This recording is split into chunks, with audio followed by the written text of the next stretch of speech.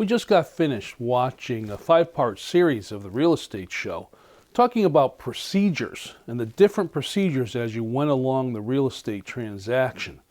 This next series of shows that I'm going to put together are going to really get into the nitty-gritty, the inside, the undertrack of the real estate transaction, or the different parts in going to purchase or sell a home. There's so much that's involved, and I wanted to kind of skim through the details just to give you a clear understanding of what goes on. It's the real estate show.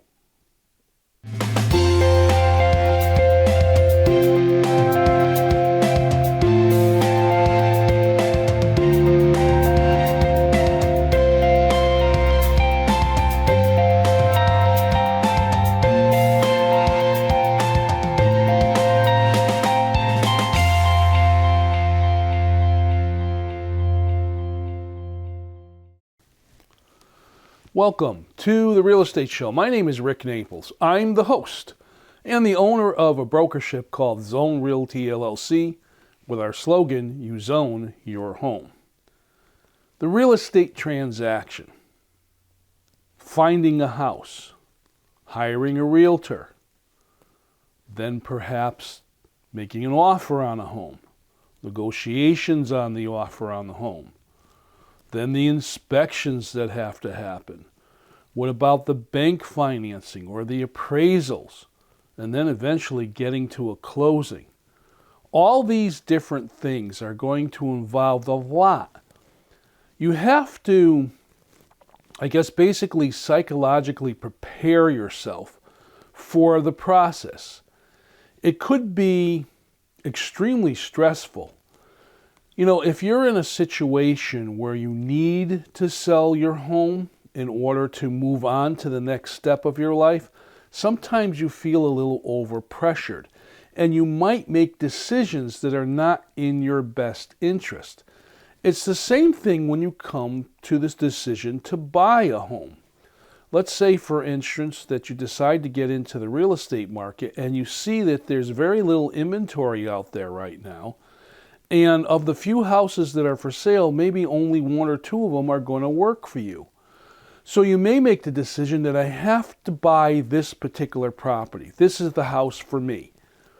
And you could get involved in what we call a buyer's frenzy, or a way where you won't make good decisions to purchase that house. It's almost like you feel like you're in competition and you have to overbid on that house. You may also give up some of the rights that you have when you're purchasing a home. I've seen people make offers on houses that are well over the asking price, and they waive all the inspections, or they waive the right to have an appraisal done. Not really the best thing to do.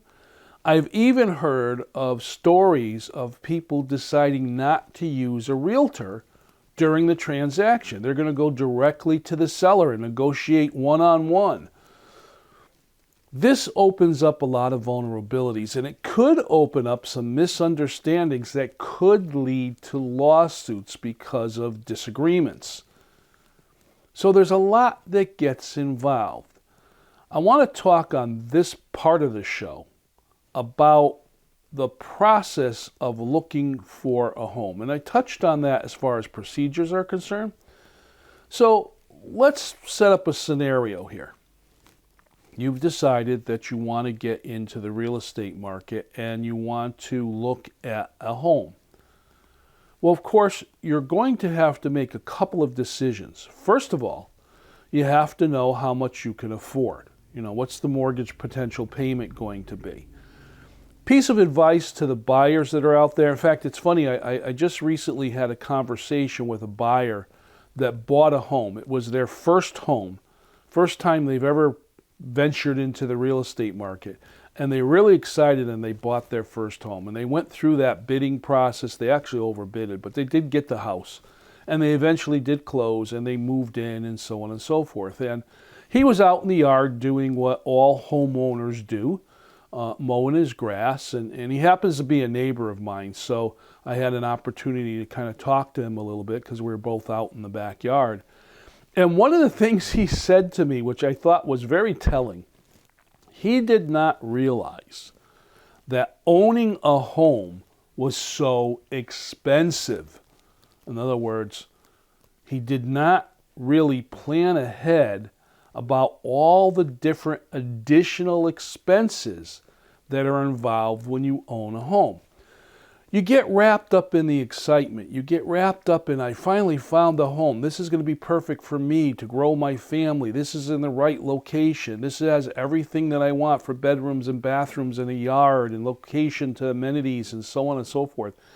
And you look at how much the interest rate's going to be and what the mortgage payment's going to be. And I can afford that mortgage payment, that works, and la la la la, and all this other kind of stuff.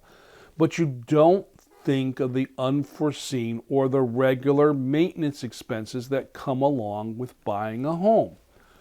So there's an old adage.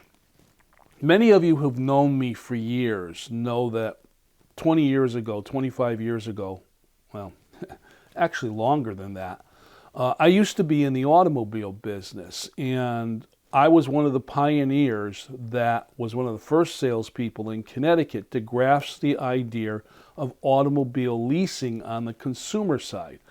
I actually used to go around to dealerships and teach salespeople what a lease was all about.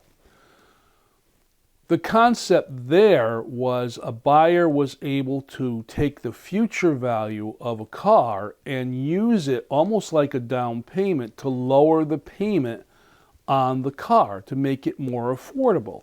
But obviously, by making the car more affordable and doing that, the trade-off was they didn't own the home. And this is where I like to slip in a little joke, if you might say. I heard it said that the reason why banks now have drive-through windows is so homeowners can visit the true owners of their house once in a while. Just an adage, food for thought. But getting back to the original subject, just like with buying a car, when you buy a home, the payment is just the first thing. The payment is not where it stops. Like my neighbor was saying to me, he was a little bit surprised at all the different expenses. I mean, they bought their first home. Now all of a sudden they need things for this first home. And I'm not talking about furniture and, groceries and appliances and stuff like that. I'm talking about things to maintain the home. He had to go out and buy his very first lawnmower, trimming tools, gardening tools, a gas can to put gas in to run the lawnmower because it was gas powered. He had to worry about, now for regular maintenance, I'm going to have to hire somebody to clean gutters. I need paint.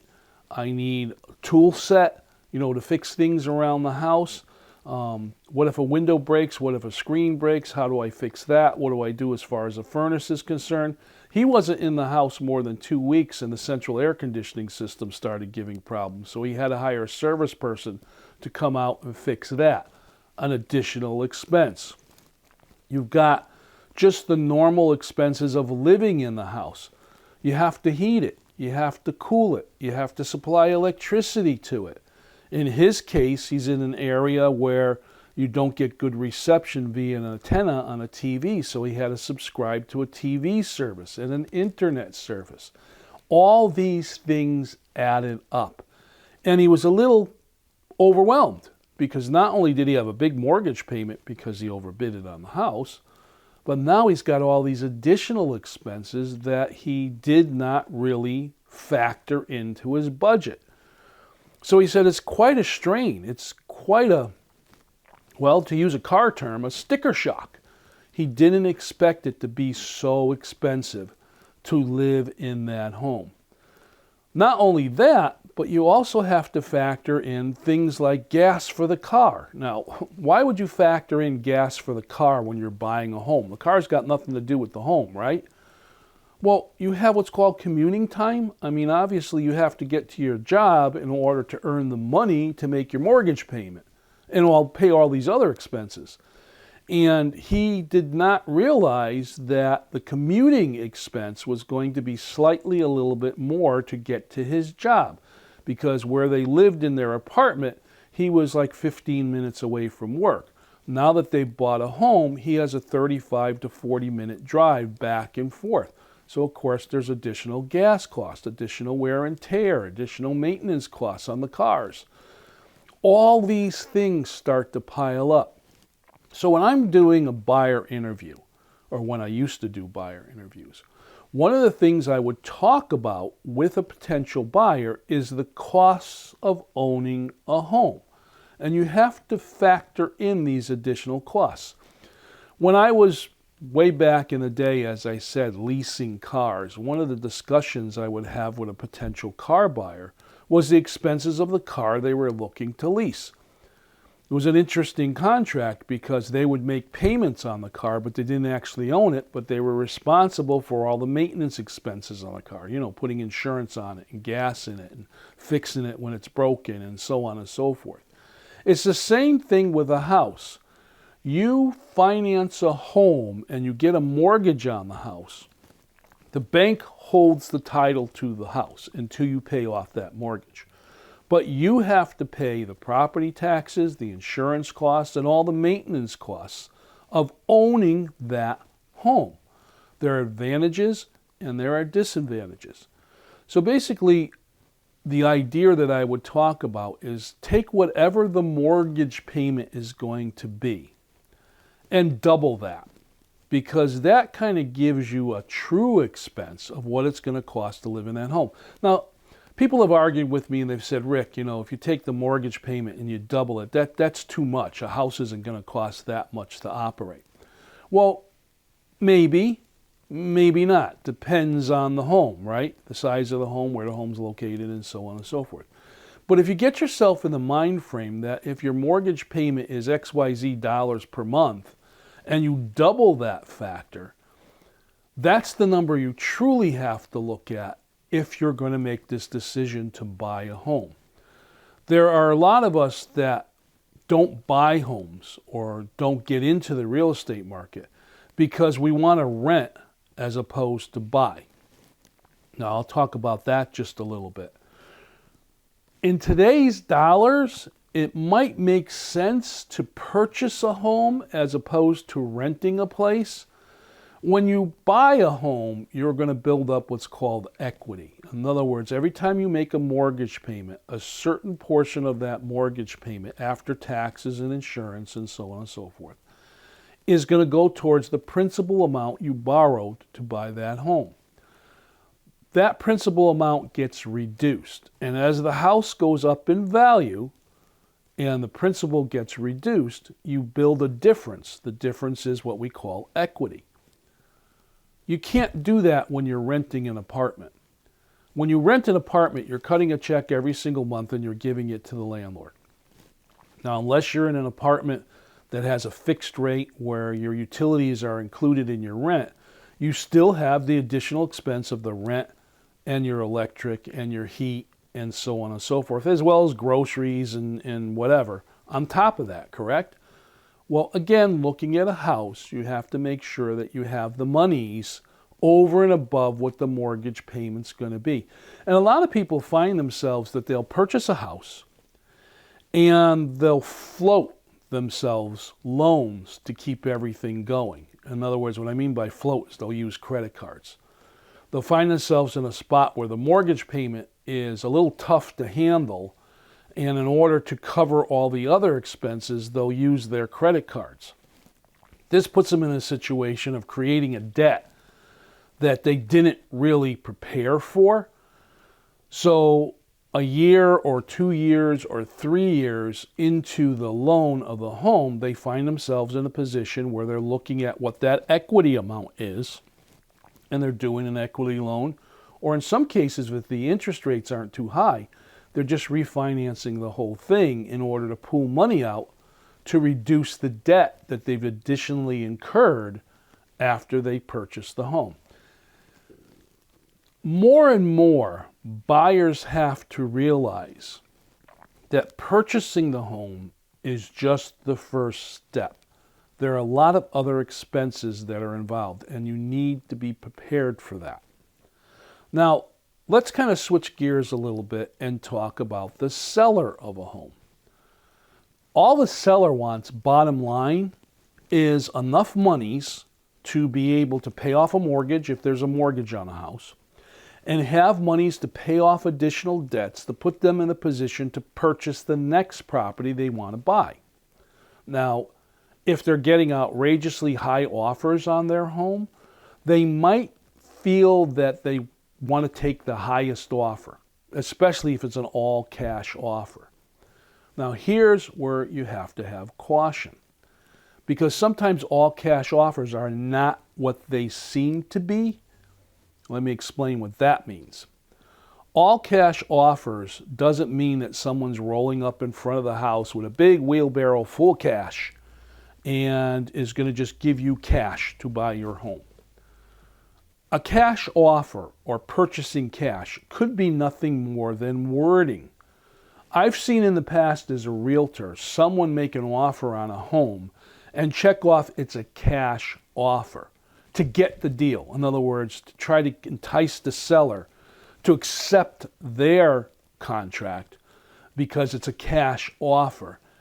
And then they turn around and go to a bank and try to put a mortgage on the house. And the seller feels that they've been duped because now they have to wait for the mortgage process to go through. It wasn't a true cash offer. Sellers need to be very, very careful when they're looking at the offers at the home as to what that offer is actually saying. There's a lot of details in an offering contract that need to be considered. I had an instant last year where I had a home listed and the seller got several offers. And one of the offers was several $1,000s above what the asking price of the home was. And when I sat and we talked with the sellers and we looked at all the offers, the seller felt that one of the offers that was actually lower than the highest offer was a better position. In other words, a more solid offer. They felt more comfortable with that offer to accept that one as opposed to accepting the higher one. Now, this seller was in a position where they had the flexibility of being able to do that.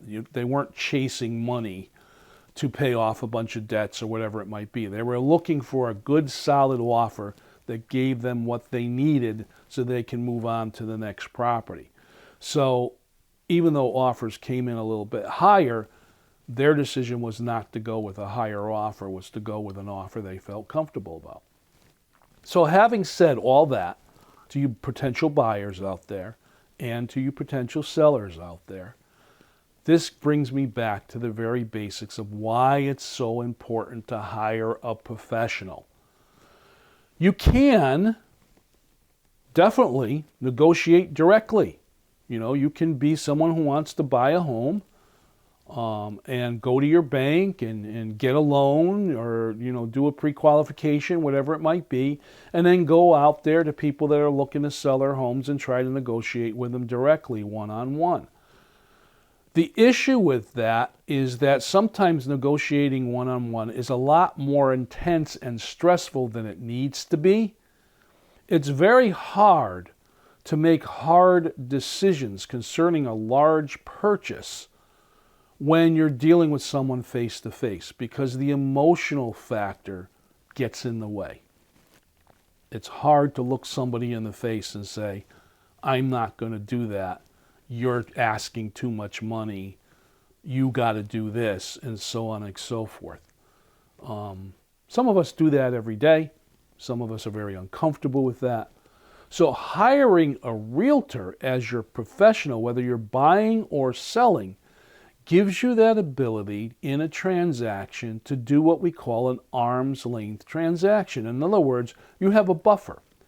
You have someone who's had experience in real estate transactions that you can talk to and explain things to and go over your wants and needs as a buyer, but also your wants and needs as a seller if your realtor is representing you to list your house, as to how the transaction can be negotiated. Negotiations, and I'll talk about that a lot in a future show, can be very tricky. It's a give or take situation.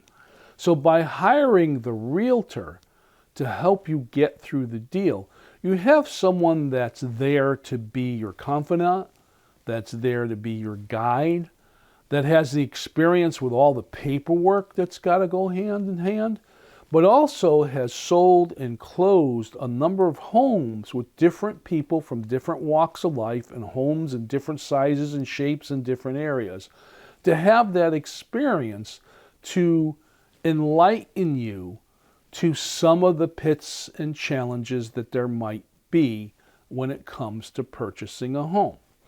Now, this series of shows that I'm doing kind of address those challenges, the problems, the concerns, the different things that are involved during the real estate transaction. And as I said, I'm going to be spending some time to go in depth, to kind of pull back the covers, might you say, and look at that in detail. In one of the procedure shows, I was talking about the structure or the steps that you go through in a real estate transaction and what is required during each one of those steps. So this show, we're basically talking about the process of finding a home and looking inside that finding a home as what's to involve. Things that you need to consider as a buyer and things that you need to consider as a seller. It's not just the purchase of a home. You know, I would love to say that, you know, when it comes to buying a home, that you're able to just, you know, go to the store and see the house on the shelf and pick that one off the shelf that you want and go to the register and pay for it and bring it home and live happily ever after. That's not what a house is. The house requires a lot of thought and a lot of preparation and a lot of open-mindedness in order to make the purchase happen for you. And as a seller, there's so much that's involved that you need to do, not only in the preparation of the home for sale, but also during the real estate transaction. And again, on a future show, I'm going to get into the process of negotiation, and I'll talk in detail about the negotiation process, the give and take, the compromises, the things that could get involved, as well as some of the arguments that can happen. It could be a very stressful thing. It could be very smooth. Hiring a realtor that has the experience, that's been through all these things before, kind of helps you navigate all the different steps when it comes to purchasing a home. Now, let me talk about pictures. I always like to make a mention about pictures. Pictures are wonderful. Realtors are great at taking pictures. Some of us hire professional photographers that are experts in making a home shine and making a home look really, really good in the videos, on the internet, or wherever those pictures are. But pictures do not give you a real sense of being in that home. Maybe in the future we'll have virtual technology that will allow you to put some kind of mask on where you can actually go inside the home that's for sale. There's nothing like physically going out and going into the home. Final shot. For the sellers out there, I'm going to talk about open houses. Open houses are wonderful. They're great. They're terrific. It opens your house up to anybody that wants to walk in. You don't know if they're a qualified buyer. You don't know if they want to buy a home. You don't know if they're nosy to just look at your stuff or if they're just out killing time on a Sunday afternoon. Open houses seem to work better when the house is empty, when it's vacant. This gives the opportunity for anybody who wants to come in to walk around the house and sense the size and the rooms and talk about the home and so on and so forth. And there's very little risk. However, the realtor has to take some personal safety precautions when they're doing that, especially if they're doing an open house alone. And we're not seeing that anymore. A lot of times realtors do not do open houses by themselves, especially in vacant homes. They'll always have a partner with them. The transaction has a lot of moving parts. The decisions on selling or buying have a lot of moving parts. You have to understand that it's not an easy process.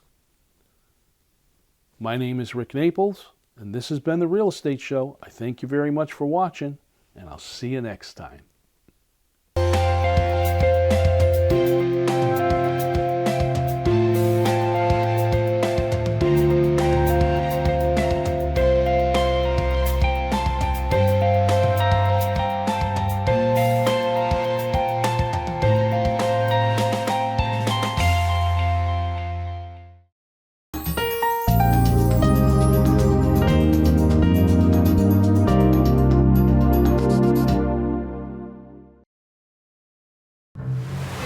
Water's warm at Jaws Pond, and we're stocked full of treasures. Big or small, we buy it all. We buy and sell fast rides, power tools, vintage guitars, and so much more. Walk the plank in style with our fine jewelry, diamonds, and watches. Plus, we have a huge selection of the latest video games, including the new PlayStation 5 and Xbox Series X. Jaws Pond, conveniently located on Meriden-Waterbury Turnpike in Southington and West Main Street in New Britain. Hello, I'm Bill Meyer, Board Director for Nutmeg TV, your local public TV station. For over 30 years now, Nutmeg has brought countless local events, municipal meetings, and programs to our TV screens. To continue this important work, Nutmeg relies on the support of generous individuals like yourself. So we're reaching out today to ask for your monetary support. Together we can continue to amplify the voices and stories that make our community unique and vibrant. To make a donation, simply visit our website at nutmegtv.com or call the office at 860-321-7405 for assistance.